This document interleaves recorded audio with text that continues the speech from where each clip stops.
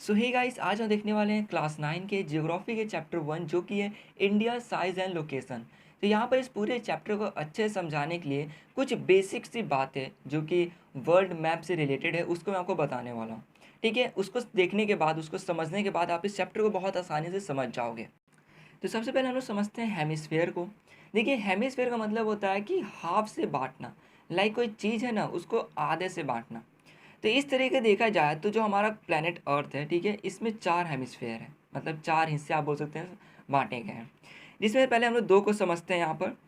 इसमें आप देखिए एक फ़ोटो में आपको एक रेड लाइन जो है बीच से पास करता हुआ दिख रहा है। ये जो एक रेड लाइन है ना, ये एक इमेजिनरी लाइन है जिसको हम लोग बोलते हैं इक्वेटर। हम लोग ऐसा मानते हैं कि चलो एक लाइन है जो कि पूरे इस दुनिया को बीच से जो है पास कर रहा है, ऐसा हमने मान लिया, ठीक है। अब ये जो बीच से पास कर रहा होता है तो ये इस पूरे दुनिया को 2 अलग अलग हेमिस्फेयर में बांट रहा होता है। जैसे आप ऊपर देख सकते हो नॉर्दर्न हेमिस्फेयर है और नीचे है साउदर्न हेमिस्फेयर। अगर मैं आपसे पूछूं यहाँ पर कि इंडिया किस हेमिस्फेयर में है, ठीक है, इससे पहले मैं आपको लोकेट कर देता हूँ कि इंडिया कहाँ पर है। तो आप देख सकते हो इंडिया यहाँ पर है। अगर आपसे कोई पूछे कि इंडिया किस हेमिस्फेयर में है तो आप क्या कहोगे? सिंपल सी बात है, आप बोलोगे कि नॉर्दर्न हेमिस्फेयर में है। ठीक है, तो बेसिकली हम लोग 2 हेमिस्फेयर को जो है लेकर के किसी भी कंट्री को डिटरमाइन कर दें कि वो नॉर्दर्न में है या फिर साउदर्न में है। लेकिन इसके अलावा 2 और हेमिस्फेयर होते हैं जिसको मैं यहाँ पर ऐड कर देता हूँ। अब आपको एक ऊपर से नीचे आता हुआ भी लाइन दिख रहा है। ये जो लाइन है ना, इसको हम लोग बोलते हैं प्राइम मेरिडियन। और ये जो लाइन है ये वर्ल्ड को जो है 2 और अलग अलग हेमिस्फेयर में बांटता है, जिसको हम लोग बोलते हैं ईस्टर्न हेमिस्फेयर और दूसरे को वेस्टर्न हेमिस्फेयर। अब यहाँ पर आप देख सकते हैं कि कौन सा हेमिस्फेयर कितना दूर तक फैला हुआ है।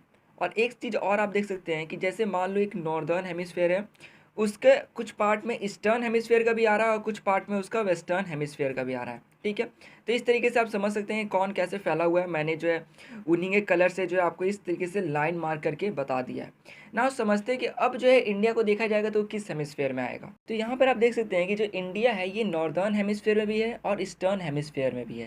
तो इसलिए हम लोग यहाँ पर इसको क्या कहेंगे, तो इंडिया कहाँ लाई कर रहा है, तो ये लाई कर रहा है नॉर्थ ईस्टर्न हेमिस्फेयर। नाउ एक चीज़ ध्यान दीजिए आप, बेसिकली जो है 2 ही हेमिस्फेयर लेकर चला जाता है जो कि है नॉर्दर्न हेमिस्फेयर और साउदर्न हेमिस्फेयर। और इसके अकॉर्डिंगली आप देख सकते हैं कि इंडिया कहाँ है, नॉर्दर्न हेमिस्फेयर में है। ठीक है, तो अगर एग्जाम्स में या फिर कोई आपसे पूछता है कि इंडिया किस हेमिस्फेयर में लाई करता है तो आप सिंपल सा आंसर दोगे नॉर्दर्न हेमिस्फेयर। ठीक है, यहाँ पर ईस्टर्न और वेस्टर्न हेमिस्फेयर के बारे में आपको नहीं सोचना है। बट अगर मान लेते हैं फ्यूचर में कोई व्यक्ति आपसे पूछ दिया कि ईस्टर्न हेमिस्फेयर और वेस्टर्न हेमिस्फेयर को लेकर के आंसर बताओ, उसको भी ऐड करके, तब आपका आंसर होना चाहिए नॉर्थ ईस्टर्न हेमिस्फेयर। ना एक चीज़ मैं फिर से कहना चाहूँगा कि अगर आपका एग्ज़ाम में ये क्वेश्चन आता है तो क्वेश्चन इस टाइप से पूछेगा कि इंडिया जो है ये किस हेमिस्फेयर में है। वहाँ पर ईस्टर्न हो गया और या फिर वेस्टर्न हेमिस्फेयर हो गया, इसके बारे में कुछ नहीं लिखा गया होगा। इसलिए डायरेक्ट आपको क्या आंसर देना है, तो जो इंडिया है ये नॉर्दर्न हेमिस्फेयर में है। ठीक है, याद कर लो, इसको नॉर्दर्न हेमिस्फेयर ही लिखना है। तो यहाँ पर मैंने आपको हेमिस्फेयर के बारे में बता दिया और हाँ, ये जो है आगे आपको बाकी चीज़ों को समझने में जो है मदद करने वाली है। इसके साथ एक चीज़ और हम लोग समझते हैं। तो यहाँ पर इस फोटो में आप देख सकते हैं कि इंडिया है जो कि किस हेमिस्फेयर में है, तो नॉर्दर्न हेमिस्फेयर। इसको आप एकदम पक्का याद ही कर लो। नाउ अगर मैं यहाँ पर बात कर रहा हूँ हेमिस्फेयर की, तो इंडिया नॉर्दर्न हेमिस्फेयर है। तो इसको चलो हमने समझ लिया। अब डायरेक्शन की कुछ बात की जाए तो इसका एग्जाम्पल मैं देना चाहूँगा। आप एक जगह पर खड़े हो, ठीक है, और आप देखते हो कि चलो सामने से जो है सूरज जो है ये उग रहा है। तो आप बोलते हो कि सूरज जो है किस डायरेक्शन से उगता है, तो ईस्ट। तो आपको ईस्ट पता चल गया, तो आप इसी से पता लगा लेते हो कि मेरा बैक साइड में वेस्ट होगा। इसी तरह आप जो है नॉर्थ और साउथ का भी पता लगा लेते हो। तो अगर यही चीज़ मैं इंडिया पे अप्लाई कर दूँ तो आप देख सकते हो इंडिया का जो सबसे आगे का पार्ट है ये किस डायरेक्शन की तरफ है, तो नॉर्थ डायरेक्शन की तरफ। तो इसका सबसे पीछे वाला पार्ट किस डायरेक्शन की तरफ होगा, साउथ डायरेक्शन की तरफ। इसी तरह आप जो ईस्ट और वेस्ट भी निकाल सकते हो। सिंपल में कहना चाहूँ ना मैं, तो लाइक आप लोग सुनते होंगे कि इंडिया में वेस्ट पार्ट में, ठीक है, इंडिया के जो भी ईस्ट पार्ट हो गया, साउथ पार्ट हो गया, वहाँ पर ऐसा होता है वैसा होता है, मतलब इस तरह से आप सुनते होंगे। या फिर अगर मैं एक स्टेट की बात करूँ, तो अगर आप किसी स्टेट में हैं तो आप बोलते हैं कि ईस्ट की तरफ आपको रेलवे स्टेशन मिलेगा या फिर वेस्ट की तरफ आपको कुछ और लाइक बाजार मिलेगा। तो ये क्या नहीं, ये डायरेक्शंस की बात है। डायरेक्शन क्लासीफाई किया जा सकता है छोटे लेवल पे, बड़े लेवल, कोई कितने भी लेवल पे। लाइक हमने इंडिया को ले लिया तो ईस्ट पार्ट कुछ है, वेस्ट कुछ है, ये सब हमें पता चल गया। इसी तरह ये डायरेक्शंस की बात हुई, ठीक है। तो यहाँ पर अगर हेमिस्फेयर की बात की जाए तो इंडिया तो नॉर्दर्न हेमिस्फेयर है, लेकिन डायरेक्शन की बात की जाए तो इंडिया का कुछ पार्ट जो है वो ईस्ट की तरफ है तो हम लोग उसको बोलते हैं कि ईस्टर्न पार्ट, कुछ वेस्ट की तरफ है तो उसको वेस्टर्न पार्ट, ठीक है, नॉर्थ की तरफ तो नॉर्दर्न पार्ट। तो इस तरीके से ये डायरेक्शंस की बात हो। तो यहाँ पे मैंने जितने भी चीज़ें आपको बताई है सारी बेसिक्स हैं, और मैंने आपको ये इसलिए बताया क्योंकि इसको जानने के बाद जो आप इस चैप्टर को अच्छे से समझ पाओगे। वैसे देखा जाए तो जो भी चीज़ें मैंने बताई है वो और कॉम्प्लेक्स हो सकती है, बट उतना कॉम्प्लेक्स हमें नहीं पढ़ना है, हमें इतना ही बेसिक्स पढ़ना था जिससे कि हम चैप्टर को अच्छे से समझ पाएँ। ठीक है, तो अब हम लोग स्टार्ट करते हैं इस पूरे चैप्टर को। स्टार्ट करने से पहले ये मैं बोलना चाहूँ कि यार वीडियो बनाने में बहुत मेहनत लगता है, सो वीडियो अगर अच्छी लगे तो प्लीज़ लाइक कर दिया करो, शेयर कर दिया करो, और चैनल को सब्सक्राइब करना मत भूला करो। ठीक है, तो हाँ अब चलते हैं इस चैप्टर को स्टार्ट करते हैं पूरा। तो यहाँ बताया जा रहा है कि वर्ल्ड की जितनी भी एंशिएंट सिविलाइजेशन थी उनमें से एक जो है इंडिया भी है, मतलब कि इंडिया के भी पहले के लोग जो थे वो बहुत ज़्यादा जो है डेवलप्ड थे, मीन्स बाकियों के मुकाबले। इसके साथ ही भारत में सामाजिक और आर्थिक रूप से भी जो है कुछ प्रोग्रेस देखने को मिला है। इसके साथ जो हो गया एग्रीकल्चर फील्ड हो गया, इंडस्ट्री हो गया, फिर आपका टेक्नोलॉजी हो गया, इन सब के अंदर भी जो है प्रोग्रेस देखने को मिल रहा है। साथ ही में जो इकोनॉमिक डेवलपमेंट है, मतलब कि आर्थिक रूप से भी कुछ विकास हुई है मतलब भारत में। तो ये हमें भारत के बारे में थोड़ा बताया गया है कि पहले कैसा था, अभी कैसा उसमें जो है प्रोग्रेस देखने को मिल रहा है। तो यहाँ पे अब हमें भारत की लोकेशन बताई जा रही है। इसमें कहा जा रहा है कि भारत जो है बहुत ही विशाल देश है जो कि नॉर्दर्न हेमिस्फेयर में है। इसको मैं आपको कब से याद कराता आ रहा हूँ। इसके साथ जो इसका मेन लैंड है, मीन्स जो मेन पोर्शन है, ठीक है, वो कहाँ से कहाँ तक है, तो latitude 8 degree 4 minute north and 37 degree 6 minute north, and longitude कितना है तो 68 degree 7 minute east and 97 degree 25 minute east. अब यहाँ पे दिमाग में आपके क्वेश्चन आ सकता है कि आखिर ये जो लॉन्गिट्यूड और लैटिट्यूड दोनों बताया गया है, इसके अंदर सिर्फ ईस्ट और नॉर्थ को ही क्यों बताया गया है और ये वेस्ट और साउथ को क्यों नहीं। तो जैसे कि मैंने आपको पहले ही बताया था, इंडिया कहाँ पे लाई करता है तो नॉर्दर्न हेमिस्फेयर में। लेकिन अगर ईस्टर्न हेमिस्फेयर और वेस्टर्न हेमिस्फेयर भी ला दिया जाए तो कहाँ पे लाई करता है, तो नॉर्थ ईस्टर्न हेमिस्फेयर है, मतलब कि नॉर्थ और ईस्ट। इसलिए वहाँ पर जो है लॉन्गिट्यूड और लैटिट्यूड में किसका वैल्यू लिखा गया है, सिर्फ ईस्ट का और नॉर्थ का वैल्यू लिखा गया है। तो हो सकता है कि इसमें बहुत सारे बच्चों की समझ में ना आया हो कि क्या लिखा गया है, तो चलो इसको मैं डिटेल में आपको समझाता हूँ यहाँ पर। तो देखो मैं एक फ़ोटो यहाँ पे प्रोवाइड कर रहा हूँ आपको। तो सबसे पहले हम लोग समझते हैं लॉन्गिट्यूड को। तो देखिए यहाँ पर कुछ वर्टिकल लाइन्स आपको दिख सकते हैं, मीन्स जो ऊपर से नीचे की तरफ आ रहे हैं। सबसे ऊपर आप देखो उनका कुछ डिग्री लिखा हुआ है, लाइक सबसे किनारे में देखो एक जगह लिखा हुआ है 68 डिग्री ईस्ट। फिर देखो मैंने एक एरो दिया हुआ है कि जो उसके आगे वाला लाइन है उसके ऊपर देखो आपको कितना डिग्री लिखा हुआ है, मतलब कि डिग्री बढ़ते जा रहा है आगे की तरफ। ठीक है, तो ये क्या हो गया लॉन्गिट्यूड, मीन्स ऊपर से नीचे आ रहा है, इनका डिग्री कहाँ है, ऊपर की तरफ लिखा हुआ और ये इंक्रीज हो रहा है। तो ये लॉन्गिट्यूड का हमने समझ दिया। अब देखते हैं लैटिट्यूड को। तो यहाँ आप लैटिट्यूड में देख सकते हैं कि हॉरिजॉन्टल लाइन्स है। सिंपली आप कहते हो जो कि राइट से लेफ्ट या फिर लेफ्ट से राइट की तरफ जा रहे हो। सिंपली लाइक यहाँ पर डायग्राम में आप देखो तो ज़्यादा आपको अच्छे से समझ में आएगा। नाउ एक चीज़ ध्यान दो आप, यहाँ पर एक वैल्यू लिखा हुआ है 8 डिग्री नॉर्थ जो कि नीचे की तरफ है, और जैसे जैसे लैटिट्यूड ऊपर की तरफ जा रहा है, ठीक है, आप देख सकते हो ऊपर का वैल्यू कितना है, लगभग 36 डिग्री नॉर्थ। तो ये क्या हो रहा है, तो ये इंक्रीज हो रहा है। तो ये हमने समझ लिया लॉन्गिट्यूड और लैटिट्यूड को। इसके साथ आपको एक ब्लैक लाइन जो है दिख रहा होगा जो कि इंडिया को 2 इक्वल पार्ट्स में डिवाइड कर रहा है। तो ये जो लाइन है इसको बोलते हैं ट्रॉपिक ऑफ कैंसर, जो कि गुजरता है 23 डिग्री 30 मिनट नॉर्थ से। ठीक है, इसको याद कर लेना, और यहाँ तक आप ग्राफ में भी चाहो तो इसको लगभग प्लॉट कर सकते हो, आपको दिख जाएगा कि वो कहाँ से गुजर रहा है यहाँ पर इसी ग्राफ में।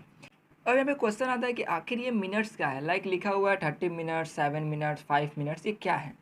तो देखिए हर एक डिग्री में 60 मिनट्स होते हैं। लाइक एक एग्जांपल समझिए आप, अगर कहता है लिखता है कि 80 मिनट्स, इसका मतलब क्या हुआ, 80 मिनट्स मतलब कि 1 डिग्री 20 मिनट। ठीक है, मतलब कि हर 60 मिनट क्या है, 1 डिग्री होता है। तो यही यहाँ पर इसका वैल्यू हमें बताया गया है।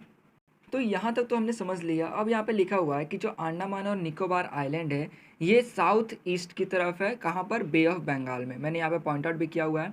और लक्षद्वीप आइलैंड जो है ये कहाँ पर है, साउथ वेस्ट की तरफ अरेबियन सी में। तो यहाँ पे हमें ये बताया गया है कि आखिर ये किस तरफ है, तो इसको याद कर लीजिएगा, आप स्क्रीनशॉट लेकर भी यहाँ पे समझ सकते हैं। यहाँ पर हमें डू यू नो में बताया जा रहा है कि साउदर्न मोस्ट पॉइंट जो है इंडियन यूनियन का, मतलब जो कि इंडियन गवर्नमेंट के अंडर में आता है, ठीक है, जो कि ये इंदिरा पॉइंट है। इंदिरा पॉइंट कहाँ है, तो अंडमान और निकोबार आइलैंड पर। तो इस इंदिरा पॉइंट का साउदर्न मोस्ट पार्ट जो है वो सुनामी आने की वजह से 2004 में जो है डूब गया था, जो कि अब भी डूबा ही हुआ है। तो हमने इस टॉपिक को पूरा देख लिया और हम लोग देखते हैं इसके नेक्स्ट टॉपिक को, जो कि है साइज़। इसमें बताया गया है कि इंडिया का जो लैंड मास है, में जितना भी ज़मीन है उसका एरिया लगभग है 3.28 मिलियन स्क्वायर किलोमीटर।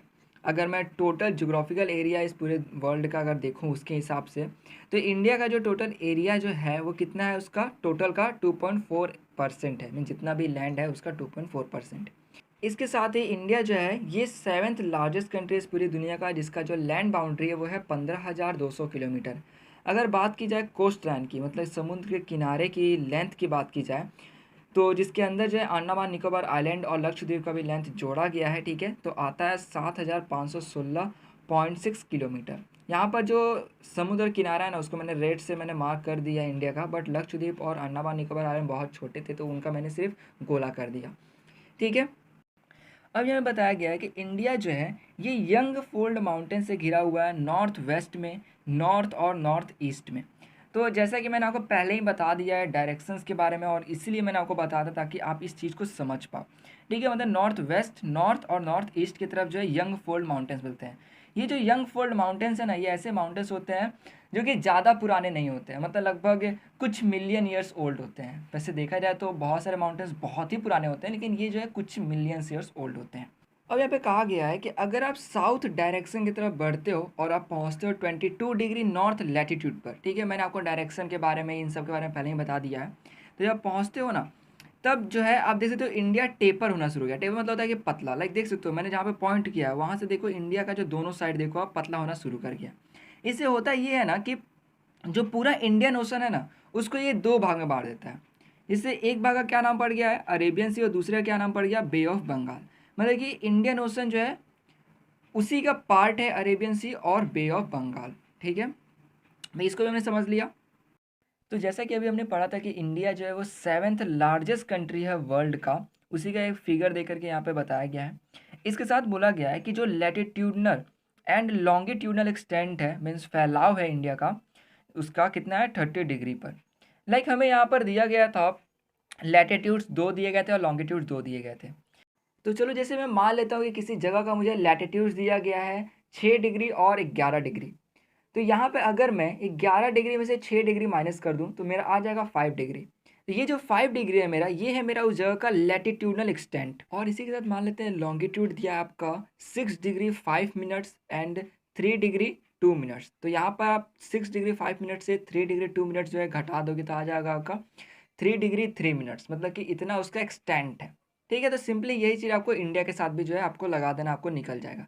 तो आप देखोगे तो लगभग दोनों ही का लैटिट्यूड और लॉन्गिट्यूड दोनों का 30-30 निकलेगा, मीन्स उसके आसपास, ठीक है। तो वही यहाँ पर लिखा गया है, तो इसको हमने समझ लिया। अब यहाँ पे बहुत ही इंटरेस्टिंग पॉइंट आता है कि अगर आप गुजरात से अरुणाचल प्रदेश को देखो, लाइक गुजरात जो है सबसे पहला हाथ जो है उससे मैंने मार्क किया है, और जो अरुणाचल प्रदेश को सबसे लास्ट हैंड जो कि रेड है, ठीक है, उससे मैंने मार्क किया है। तो यहाँ पे यही है कि अगर गुजरात से अरुणाचल प्रदेश को देखा जाए तो इनके बीच में 2 घंटे की टाइम लैप्स है। मतलब मान लेते हैं गुजरात का मैं टाइम ले लेता हूँ कि गुजरात में 6 बजे सूरज निकल जाता है, तो अरुणाचल प्रदेश में वो 4 ही बजे निकल गया होगा। अब यहाँ पे बहुत ही इंटरेस्टिंग पॉइंट आता है कि देखिए गुजरात से अगर आप अरुणाचल प्रदेश को देखो तो इनके बीच में 2 घंटे का टाइम लैप्स है। गुजरात को सबसे पहले हाथ से मैंने डिनोट किया, अरुणाचल प्रदेश सबसे लास्ट हैंड जो कि रेड में है उससे मैंने डिनोट किया है। तो इनके बीच में 2 घंटे का टाइम लैप्स है। अब यहाँ पर प्रॉब्लम क्या है कि भाई टाइम किसके अनुसार से रखा जाए, जिसके भी अनुसार से रखेंगे 2 घंटे का आगे पीछे हो जाएगा। तो इसलिए क्या किया गया कि इनके बीच में जो जगह है उसके हिसाब से रखा गया है, जो कि मैंने यहाँ पॉइंट आउट किया है। और ये बीच में कौन सा जगह था, तो इनके बीच में जगह था उत्तर प्रदेश, और वहाँ का कौन सा जगह, तो मिर्ज़ापुर।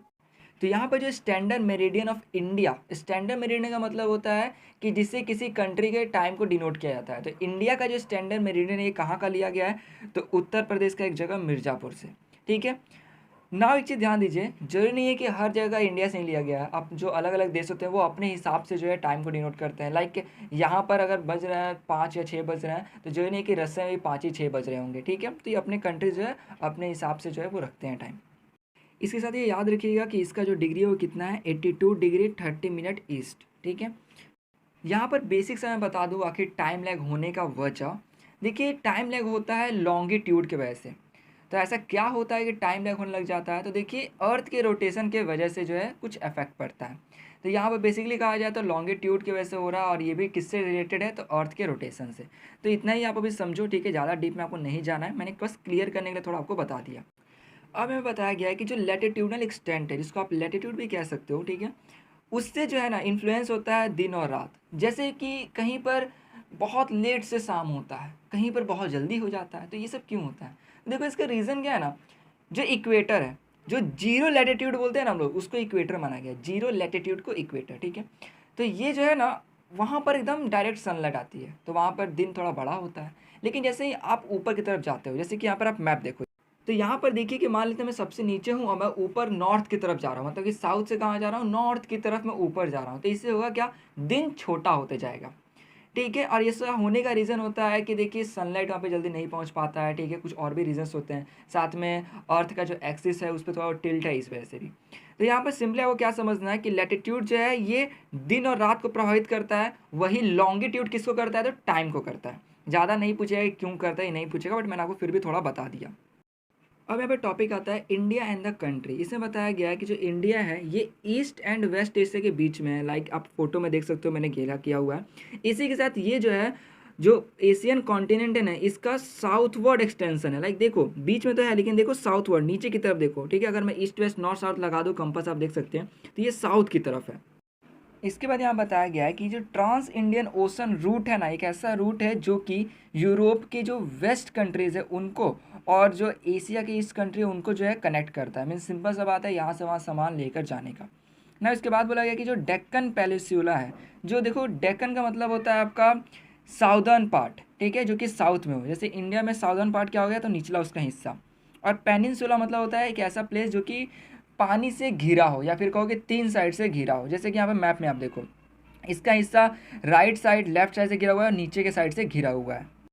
तो यहाँ पर इस सी रूट की वजह से जो है इंडिया इजीली जो है बाकी जैसे देश हो गया दूसरे, उनसे कनेक्ट कर पाता है दूसरे जगहों से। लाइक वेस्ट एशिया हो गया, अफ्रीका, यूरोप हो गया, साउथ ईस्ट एंड हो गया, ईस्ट एशिया हो गया, वहाँ पर कनेक्ट कर पाता है। अब आप एक चीज़ याद करो, मैंने कुछ वक्त पहले ही आपको बताया था कोस्टल लाइन के बारे में इंडिया के। तो यहाँ पर देखो इंडिया का जो कोस्टल लाइन है ये कितना ज़्यादा अंदर तक जो है इंडियन ओशन में है। और इतना अंदर तक जो है, इतना ज़्यादा जो है लंबा जो कोस्टल लाइन किसी और कंट्री का नहीं है। इस वजह से ये जो ओशन है ना, इसका नाम इंडिया के ऊपर पड़ा, जो कि इसका नाम क्या पड़ा, इंडियन ओशन। तो आप समझ रहे होंगे कि इसका रीज़न यही था कि इंडिया की इतना बड़ा कोस्टल लाइन किसी और कंट्री का नहीं था, इसलिए उस ओशन का नाम इंडिया के ऊपर पड़ गया, जो कि है इंडियन ओशन। अब यहाँ पर एक बेसिक सा और इंटरेस्टिंग सा बात क्या बताया गया है कि देखिए जो सी रूट है, चलो वहाँ से तो लोग आते जाते हैं, अभी बहुत सारी ट्रेडिंग भी होती है, लेकिन उससे पुरानी है लैंड रूट। सिंपल सा बात है, पुरानी हो गई क्योंकि जो लैंड है उससे तो कोई भी कभी भी आ जा सकता था पहले के वक्त में भी। सी रूट कब इस्तेमाल में आया होगा, जब जहाज़ बनी होंगी, जब लोगों को पता चला होगा कि इस रूट से आया जा सकता है, तभी ना। तो सिंपल सा बात यही है कि लैंड रूट जो है सी रूट से ज़्यादा पुराना है। लैंड रूट से लोग बहुत पहले से ही आते जाते थे। उनके आइडियाज़ हो गए, नई नई चीज़ें जो है लोग इधर से उधर लेकर जाना। जैसे नहीं हुआ कि चाय कहीं और जो है डिस्कवर किया गया, वो आया यहाँ पर, तो इसी वजह से हो पाया फैलाव हुआ चीज़ों का। इसी के अंदर जो है रामायण हो गया, पंचतंत्र हो गया, ठीक है, इनके चीज़ों के बारे में फैलाव हुआ, लोग जानना शुरू किए। इसके साथ ही जो इंडिया के मसाले थे वो बहुत प्रसिद्ध थे, वो जो है दूसरे दूसरे देशों में लोग खरीद कर ले जाते थे, वहाँ पर बेचते थे। तो ये हो गया कि कैसे जो है ट्रेडिंग हुआ करती थी, लोग सामान खरीद के यहाँ से वहाँ ले जाना, आइडियाज़ को शेयर करना, ये सब चीज़ हुआ करता था। अब यहाँ पे आता है टॉपिक इंडियाज़ नेबर। थोड़ा इंपॉर्टेंट टॉपिक है, थोड़ा ध्यान दीजिएगा। इसमें हमें सबसे पहले बताया गया है कि जो इंडिया है ये साउथ एशिया में बहुत ही इंपॉर्टेंट रोल जो है अदा करता है। मीन्स इसका इंपॉर्टेंट रोल है। इंडिया में लगभग 28 स्टेट्स एंड 9 यूनियन टेरिटरीज़ है। अब कुछ कंट्री जो कि इंडिया से लैंड बाउंड्री शेयर करते हैं, लैंड में कौन कौन आ गए, पाकिस्तान, अफगानिस्तान जो कि है नॉर्थ वेस्ट साइड में, चाइना, नेपाल और भूटान जो कि है नॉर्थ साइड में, और म्यांमार और बांग्लादेश जो कि है ईस्ट साइड में। ठीक है, तो ये कौन है, लैंड बाउंड्री शेयर करने वाले कंट्रीज़। यहाँ पर आप डायरेक्शंस में कंफ्यूज ना, जैसे मैंने मैप में भी आपको शो करके दे दिया है, नॉर्थ ईस्ट वेस्ट साउथ। ठीक है, यहाँ पर देखो जैसे आप पाकिस्तान और अफगानिस्तान को देख लो, तो ये नॉर्थ और वेस्ट के भी मिडिल में, मतलब उनके बीच में आना, तो ये क्या हो गया, नॉर्थ वेस्ट हो गया।